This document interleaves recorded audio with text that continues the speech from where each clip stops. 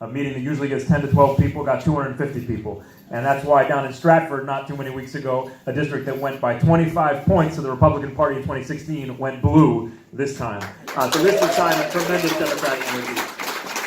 So 90 seconds isn't a lot. We'll get to talk a lot more as we go on. But just say, I've been mayor of Hartford. I'm mayor of Hartford for the last 2 years. There we go. And during that time, we've had to battle an unprecedented fiscal crisis. And we had to do it first and foremost by being honest about it and shining a big, bright light on it and making some really hard decisions, making some difficult cuts, asking our labor unions to partner with us to make some dramatic changes, and building partnerships, whether it was with our business community and getting them to put skin in the game, or whether it was with legislators on both sides of the aisle and laying out a vision for how we could get to stability after too many years of faking it and kicking the can. But what I'm most proud of is that even as we did that, we were able to restore a sense of confidence and optimism in our capital city because we laid out that path and what it would look like. And I believe that at the state of Connecticut right now, that's our task. We've got a real crisis. We've got to be willing to deal with it honestly and seriously. But if we do it right, we can lay out a path that gets us to growth. And I look forward to talking about that in a lot more detail today. Thank you so much for having us. Well, good afternoon, Democrats. It is so delightful to see this energy and enthusiasm. I love Roxbury. I was in this room as Secretary of the State to honor our greatest generation, our World War II veterans, and it is so nice to be back here and to see all of you. My name is Susan Weissowitz, and I'm a candidate for governor. This is a critical point for our state because we are losing young people, we're losing seniors, we're losing jobs to other states, we've lost some of our biggest employers.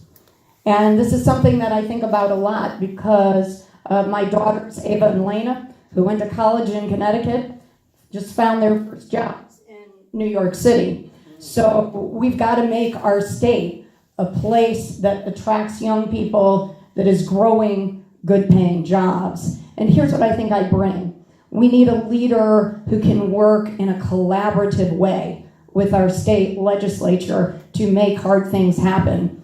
I did that as Secretary of the State. We had to transform our voting system, and there wasn't a consensus. But I was able to bring forth a system with unanimous support that, I guess it's the reason I'm running out of time, that protected voter rights and that is hack-proof from the Russians. I look forward to listening to your questions.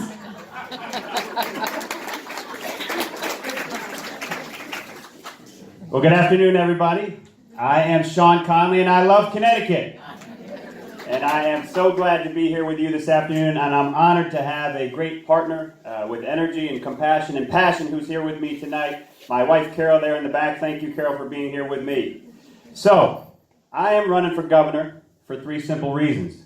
The first is I do love Connecticut, and that's why Carol and I chose to move back here to my home state to raise our 2 boys, Sean and Brennan, who are 11 and 9 years old. Second is opportunity. We want Sean and Brendan and all our children and grandchildren to have the same opportunity here in Connecticut that the last 3 generations of my family enjoyed. In fact, that's why I am a Democrat, because I've always believed that our party is the party of opportunity, that party that ensures a fair shot for everyone, no matter who you are. And third is, I know we can do it. I've called our current economic climate a crisis, and I believe it is, but I believe it's solvable. That with the right long-term plan, we can write the new story, write that new Connecticut opportunity story.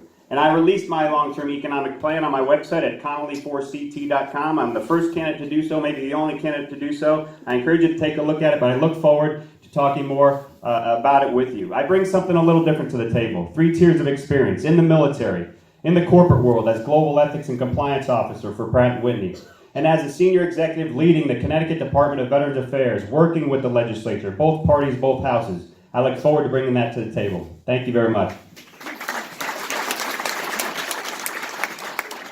I don't know if can you hear me. I think I'm going to try without the microphone and just say, what a crowd. I'm from the biggest city. I know Roxbury's a little small, but Roxbury, Democrat, you rock. 10 pounds here. This is the most packed I think I've seen us fit Democrats in. There's enthusiasm and energy about this election. I'm Mayor of Bridgeport.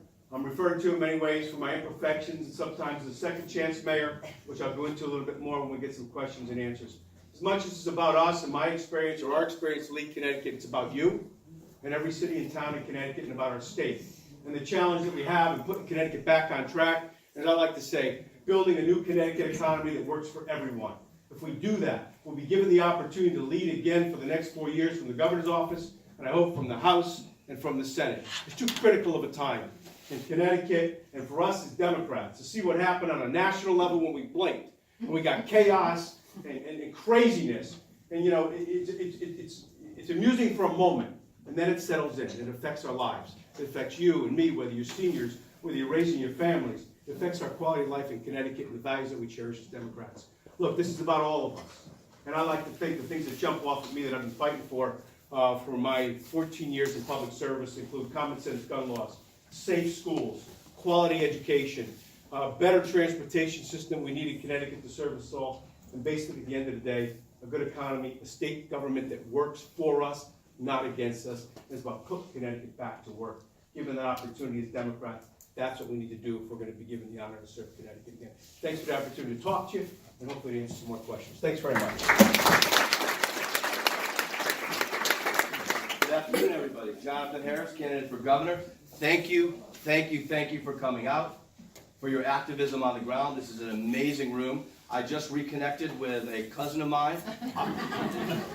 His great uncle, Philip Harris, my great grandfather, came to this country in 1888, right after the blizzard in March, so about 130 years ago. What a great country we have, reconnecting like this. I come here by way of the north end of Hartford. My parents, David and Merle, were activists, electoral politics, Blue Hill Civic Association, keeping the neighborhoods together.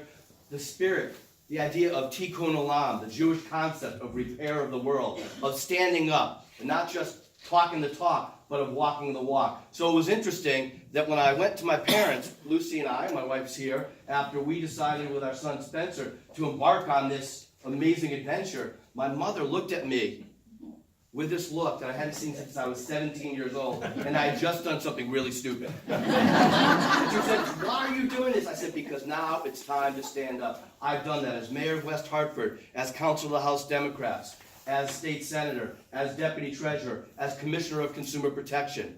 I've been able to stand up, bring people together. I'm the progressive problem solver. This is my family here. We travel around. There are some talented people here, but nobody has the totality of experience of all levels of government and my private sector experience. I actually had an economic development real estate business. I was regulated by consumer protection. So I'd like to talk to you about my experience and how that fuels the vision, our pathway out. I can not just talk the talk, but walk the walk.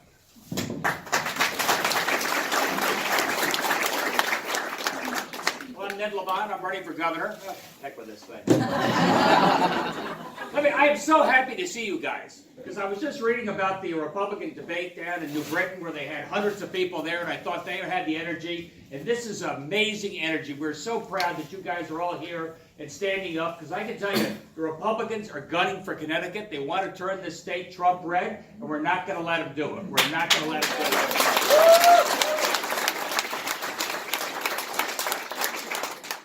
I was reading the Torrington Register on the way here, and I did note that Litchfield County has lost 4% of its population in the last 7 or 8 years. And when it comes to young people, that means not only energy and entrepreneurship, and as parents, this is personal, as you heard. We want to make sure that this is a place that our kids can call home. And I think we failed them. I think the political leadership in Hartford has failed us for the last generation, and that's why we need a fundamental change. We haven't invested in transportation. We haven't invested in education. We haven't invested in the future. We don't know how to balance the budget. I think for us to win again as Democrats, and for us, the state of Connecticut, to turn things around, you need somebody who can give us a fresh start. Somebody you know who's not afraid to challenge the status quo. Somebody who will bring real change to Hartford, and that's what I mean to do. Thank you.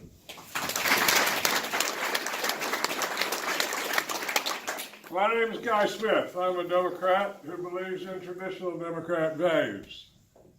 I've been a senior executive of 2 big global corporations, one headquartered in Norwalk, I ran AmeriCares, the big disaster humanitarian organization. I've been every disaster on the planet, man-made and natural. Was the first airplane in Haiti I was on. I've been in Kabul and Sarajevo and Baghdad. And I worked for President Clinton at the White House, directly for him. So over the arc of my career, I have a set of experiences that this state needs at this moment. And let me tell you, I am not a career politician and I am not a career candidate. And I won't stand up here and give you a weather report. You know what the situation is like. But what I will tell you is what I will do and what I won't do. I will not raise taxes. Unions will not be the enemy.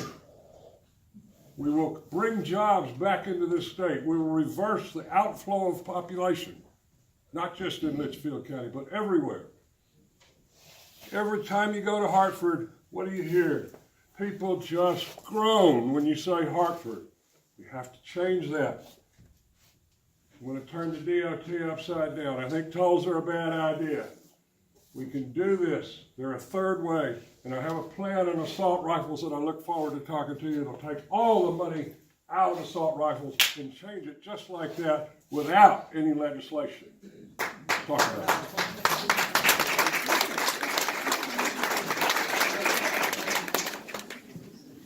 All right. I'm going to dispense with the first question I was going to ask, and instead I'm going to ask this one, just in case. Governor Malloy tried to alert the state to its long-term structural fiscal problems back in 2015, but the legislature continues to kick the can down the road. How will you approach the problem? Luke?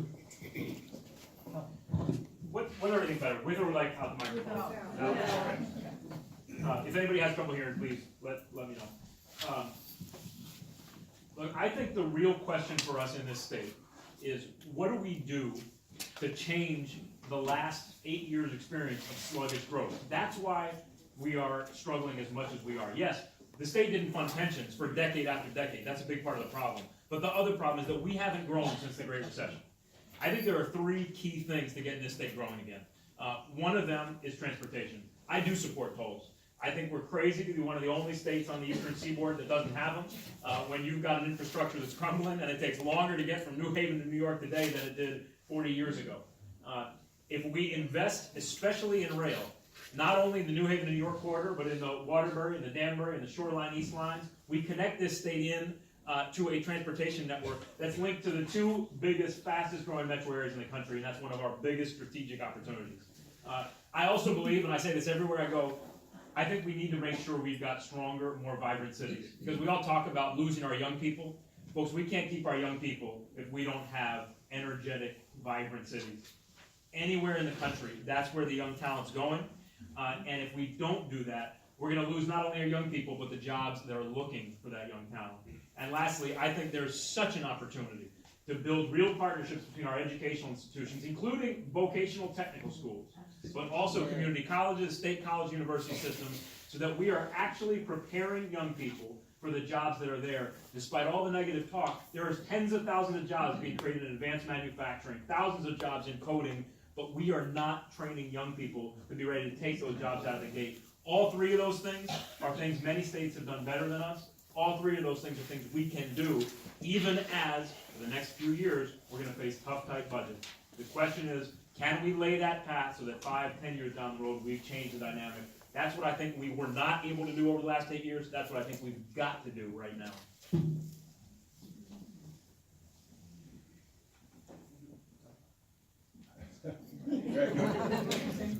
Good questions. Look, we've maxed out our state's credit cards and now nobody wants to pay the bill. So the way we start funding our unfunded liability is to grow our way out. We can't tax anymore, we can't cut anymore, we have to grow. So here are some of the things that I believe our state needs to do if we want to grow our state's economy and grow good paying jobs. First, we need to pass a budget that's bipartisan, that's fair, that's balanced, and that's on time. Companies are not going to want to come to our state from out of state if we just can't get the basic work of government done. That's got to be priority number one, and we need someone who's got a track record of working in a collaborative, not an adversarial way with our state legislature. I've done that as Secretary of the State. The second thing that we need to do is invest in our infrastructure if we want to grow our economy. Our special transportation fund is broke. U.S. News and World Report says we are number 41 in the whole country in terms of infrastructure.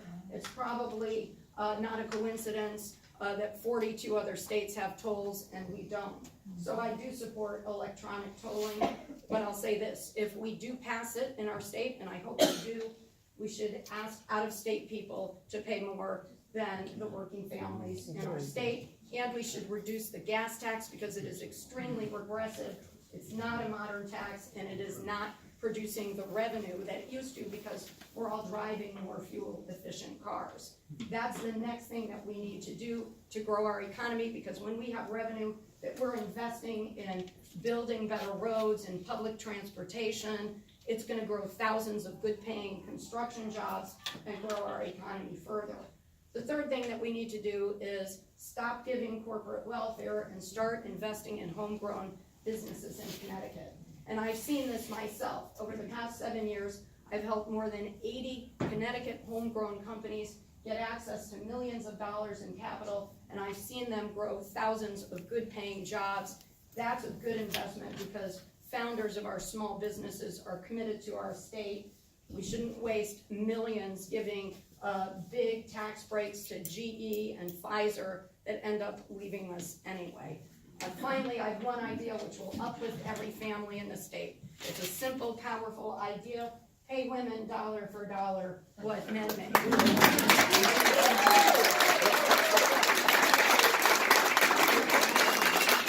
All we have to do is prohibit employers from asking what you made at your last job, because that institutionalizes discrimination against women and people of color. Delaware and Massachusetts has done it. We should do it too. We'll get lots of people to come to Connecticut when we do. Thank you. Sean? Thank you. I do want to get into specifics of my economic plan, specific platforms, but I do want to answer the question of how would I be different? And the first way I would be different is my style of leadership. You know, I have a favorite leader that I follow, General Marty Dempsey, the former chairman of the Joint Chiefs of Staff, who is down at Duke University now talking about leadership. And he has an idea that he talks about, in fact, just released a book on, and that is radical inclusion. So what does that mean? That means bringing people of diverse backgrounds, of diverse experiences, and a diverse geography here in Connecticut to the table to get the best ideas on the table so that you can have a much more successful implementation of those ideas. Second is to put personal ambition aside and categorize that, harness that ambition for the good of the team. We've got to talk about what's good for Connecticut. There's not just a city solution, not just a town solution, not just a business or labor solution. There's got to be one Connecticut solution. Third is putting the laser focus on our state's economy that it deserves. You know, the dam is leaking. The town is filling up with water, and what do we have? We have divisiveness, we have finger pointing, we have assessing blame. We've got to set that aside and work together and work collaboratively. And putting laser focus in the true issue at hand, which is my first, second, third priority, which I said from day one, our state's economy. How? I've called for an economic operations center. What do we do when we get a great snowstorm? And we've had many this season, right? Our state leaders gather together in the operations center in Hartford to see our state through the storm.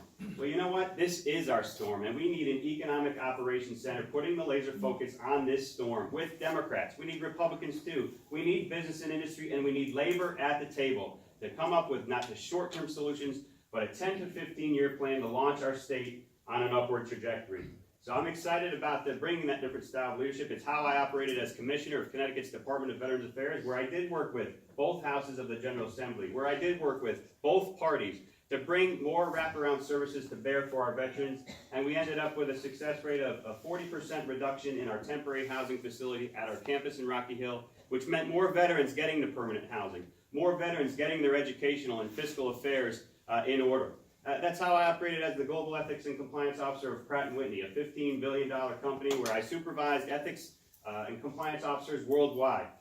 Same as an officer in the Army. You know, I changed into my suit on the way here because I had Army Reserve duty today at Fort Devens. I stopped at a gas station and put on my suit out of my other suit. And I'm a lieutenant colonel in the Army, and I recently graduated from the Army War College, and I bring that experience to bear as well. So it really is coming down to leadership, which means elevating service over politics, to get things done for all of us, to get things done for the great people of Connecticut, to restore that Connecticut opportunity I talked about up front. So thank you very much. And just to use the same words, because he's right, it does come down to leadership. It does come down to vision, and it does come down to us as Democrats. The governor did shed light on, and has made, I think, in many instances, some courageous moves. But we're blamed with this mess. And as part of this is to energize, to invigorate, and to give vision to us as Democrats for the right to continue to lead the state so that our values, and we're going to get some crazy Trump Republican running Connecticut like what they're doing in Washington or our country here. So this is like real, it's serious. And it's about all those things that on Sunday afternoon kind of brought us together to overpack this room because we care about Connecticut and Roxbury and all the cities and towns and my city, which is challenged by the ineffectiveness of our state government, even to provide the commitment on a budget that makes sure that we don't have to lay off teachers in one of our poorest school districts, or are able to grasp onto a promise for a better economy and jobs. But my background was, as much as some of the personal challenges, was taking the city over when it was bankrupt, the largest city, with the help of a lot of people, problem solving, bringing people together in a similar crisis to what Connecticut's facing now. It's not glamorous, it's not fun, you don't get popular. But if you get the job done, then you're able to build on those things that we really care about as Democrats, and be able to start building better schools, and be able to fight for the causes like a better funded transportation system and a transportation fund. Those things aren't just going to happen. They're going to come with experience, problem solving.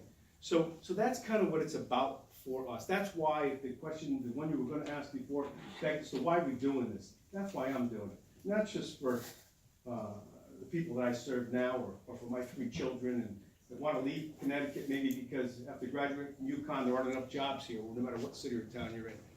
But for the quality of life, I think that brought us all here, brought my grandparents here 2 generations ago with nothing, and then allowed us to kind of be here today looking at the challenge for this state, and hopefully one that we're geared up and ready to go with the background and experience to kind of continue it into a better place. Thanks so much.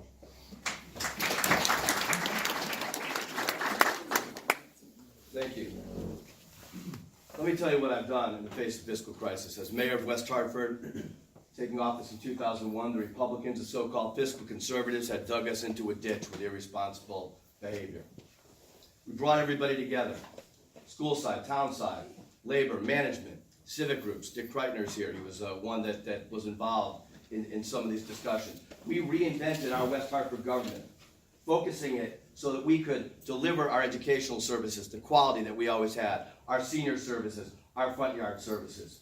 In the midst of all this, we were the first municipality in the state to have public pre-kindergarten because we realized that the investment in education would pay us off, would pay dividends. We actually built a 3rd middle school at this time too, because we were able to get people together. The Republicans had for 4 years had a fight with our firefighters. No contract for 4 years. We said we honor collective bargaining, and we don't just talk the talk, we walk the walk. We brought people together and had a fire contract that was fair to the workers, that protected us, that saved the taxpayers money, and that was forward-looking, moving from a 1950s model to a 21st century model that we built off of since that time. I took these lessons to consumer protection and down 25% of our personnel over a short period of time, given more to do, whether it's the cutting-edge medical marijuana program that's providing another good healthcare choice to people suffering from serious diseases, or activities to combat the opioid epidemic. We were able to do more with less and do it better. Back to West Hartford, one of the things that I did that I really didn't know the value of till after the fact was I started having regular meetings in the morning, Friday morning. I would walk with the minority leader over to the superintendent's office and meet with the superintendent, the chair of the board, and the minority leader. The first discussions were, hey, what are you doing this weekend? What are your kids' names, grandkids' names? We built a relationship so that when we were in the heat of the budget negotiations Later, we were able to turn what could have been destructive tension into constructive tension and make that progress for our town. We knew that we couldn't just cut our way out of this, that we had to grow the town. So we focused on all areas of the town and underutilized property. The biggest one, West Hartford Center, I know how many people have been there, and Blueback Square. Two most important things that created that: allowing outdoor dining and relaxing parking ratios for restaurants. Allowed private sector money to come in. We can do this move away from top-down economic development, which favors the top 1%, to a more bottom-up economic development, which creates real value. By the way, we did it through transportation infrastructure and incentives for the developers to come in. It was controversial, but we worked together. I was running for state senate against the minority leader. It was still a unanimous vote. We worked, and we were able to get the referendum passed 60-40, and then a second one 70-30, because we brought people together. That's what the next governor has to do.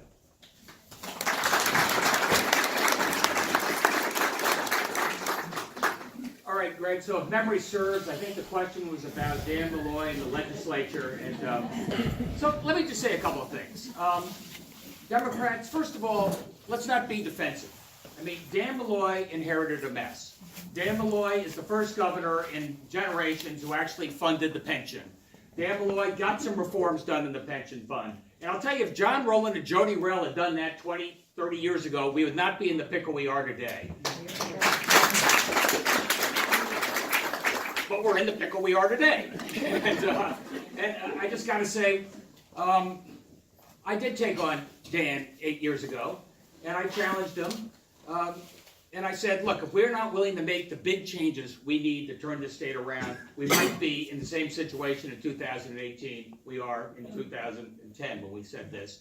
And here we are today. So we're going to have the courage to stand up and make those big changes going forward.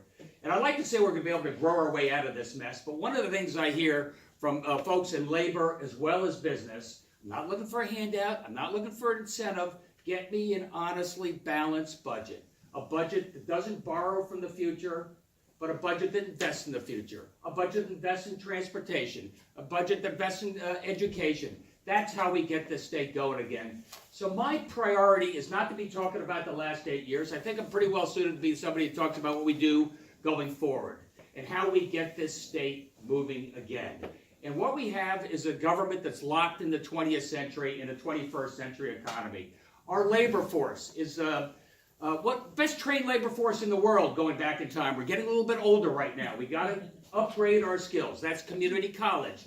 That's Infosys. That's making sure our job force is ready for the 21st century. We do have thousands of good paying jobs going begging. You know, when I took on Dan 8 years ago, people were lined up at the unemployment office, terrified about their future. Right now, we have a very different problem. Our problem is that Electric Boat and Pratt & Whitney and Sikorsky, and we even have shortages of teachers and shortages of nurses, great paying jobs going begging because we have not invested in our education, invested in our community college, invested in VOTEC, and the things we need to do to make sure that these are Connecticut jobs for Connecticut people. That's part of what growth means. We don't need more taxes, we need more taxpayers, and that's how we start growing. And I'll just, I think I'll just leave it right there for now. That's what our hope is going to be going forward. That's how we turn this state around. And you do need a governor that believes in this state and get you to believe in this state again. Too many folks are turning the vans around and going the wrong direction. I'll be a champion for this state and make sure that folks want to stick around and grow. Thank you.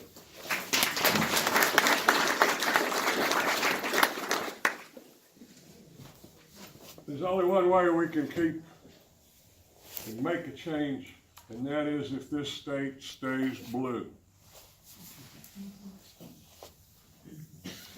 Dan Malloy, I'm the only candidate who's not a career politician and doesn't contribute to the grown factor, who will not make a single compromise on traditional Democratic values.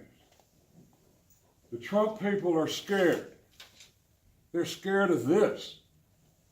You saw what happened in Wisconsin last night. In Stratford, right here. 44 years, and it flipped from red to blue. But they're coming. We have to stand together. And we cannot compromise. We have to come forward. We need to not have 18-18 in the Senate. We need a bigger majority in the House. Only you can do that. We have to come together. Now let me tell you, I want to talk about guns for the rest of my time. I testified before the Judiciary Committee week before last on the bump stock bill, and I offered an amendment on assault rifles. And just for fun, I want you to know that the NRA, a guy named Dubitsky from the NRA, he's a rep, House rep, he called me a fascist.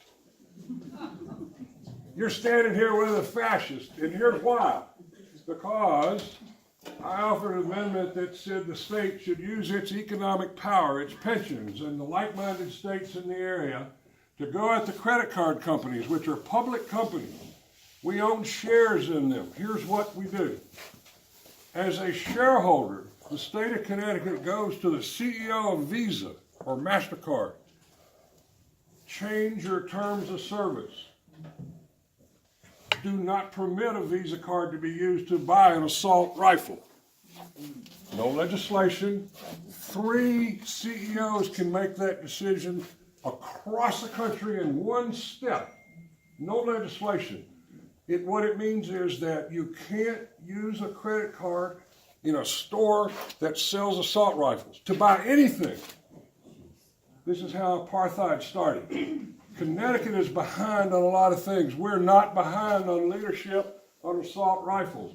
We can lead this nation and stop it. Connecticut can do it. And remember, in this room, we are only as safe as the weakest state gun law. So if we can lead and stop the sale of assault rifles with 3 people making a decision without legislation, it will move Connecticut back to lead this entire country. And I can do that. We can do that together. Thank you.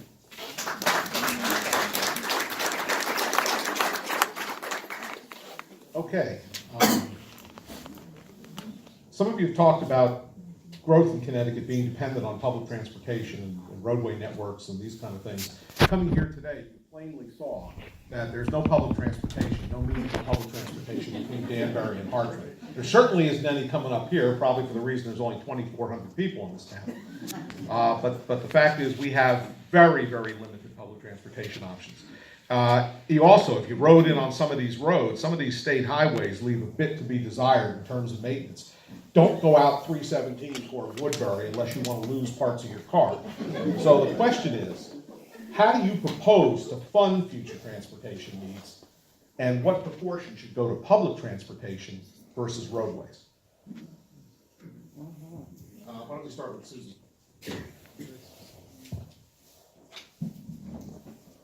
I believe it is the core mission of government to fund our infrastructure.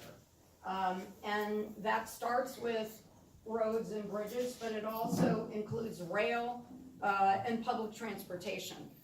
If we want to get young people to stay in our state, what do young people want? They want vibrant cities that have public transportation, that are where you can walk to work or take public transportation to work. One of the reasons that New Haven and Stamford are on the upswing is there are affordable places to live near public transportation. You can hop on a train. But there are other parts of the state, like this one, where we need that kind of help. And so we need a governor who is going to take the 800 million to several billion that our tolls will generate. There's now a toll bill that's before our legislature. We can be investing those funds in all of the things that I'm talking about. And further, we need to work with our congressional delegation to lobby and advocate for more federal funding for all of these initiatives, because it's in the federal government's interest to make sure that the Northeast is well connected. And here we are, so well positioned between New York and Boston, we can be leading the way if only we can get there. And so I would ask you, when you go to vote in November, to make sure you support the transportation lockbox initiative, because all of the DMV fees, all of the gas tax revenue, and the tolling revenue, when we get it, will go into that lockbox, and it will be dedicated for exactly these kinds of projects. Rail, roads and bridges. We have dams that are over 50 years old in the Middletown area that need help. And so the way to do it is use tolling revenue and invest it, and also ask the federal government for help. Thank you.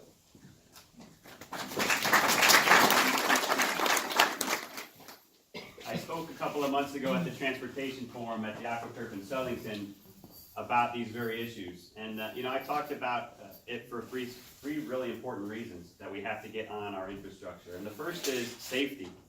Our roads and highways, rated some of the worst in the nation, they contribute to over half the fatal accidents that we have here in our state. And so from a safety perspective, we ought to get it done yesterday. But from an economic perspective as well, since I launched my economic plan in January, I've been on a jobs tour. I've talked to a number of business leaders all across our state. And what are they looking for?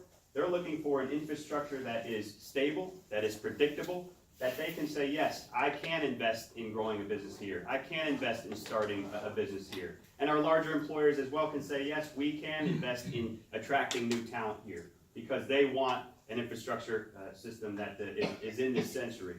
From a jobs perspective as well, we are currently leaving thousands of jobs on the table because we are unable to get projects out the door and on the street in a timely way. And so we do need to do some work at our Department of Transportation so that we can get those projects designed, get them out the door and on the street, and get thousands of jobs going. Thousands of jobs like good skilled worker jobs, union jobs. Another stop on my tour was visiting Local 478, operating engineers, visiting their apprenticeship program, where I saw firsthand them changing lives, improving lives of those individuals, men and women, going through their program to get that other 4-year degree, as they call it, which will lead to a good paying job with benefits. But we have to do our part. We have to get those projects going. And how do we pay for it? Yes, in my economic plan, I talk about tolls. Really important to get those going. I said I came from Fort Devens today. I drove through tolls going there and coming back. And we need to do the same thing, because currently you and I are subsidizing other people. We're paying and they're not to come through our state. And so we ought to get that done as well. But that's not going to be enough.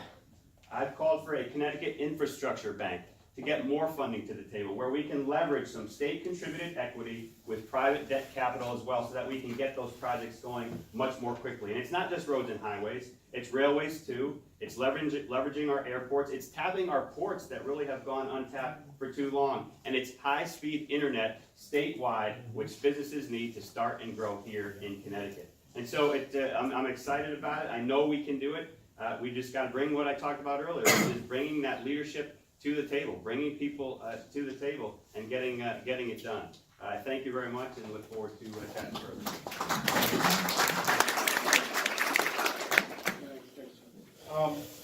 Yeah, my view is to really make this work, we do need to invest in our, we call it our infrastructure, and that's so many things. But part of it is clearly transportation. That means a funded transportation fund, and it means tolls, and that's one way to do it. And I don't know why Massachusetts can do it so easily, and we have such controversy about it. The other piece of it is, and we're all kind of connected, biggest cities and smallest towns, I believe, is to rebuild, continue to build or rebuild, depending on the case, our cities. They can be, as I've talked all around the state, the engines that I believe can drive and should drive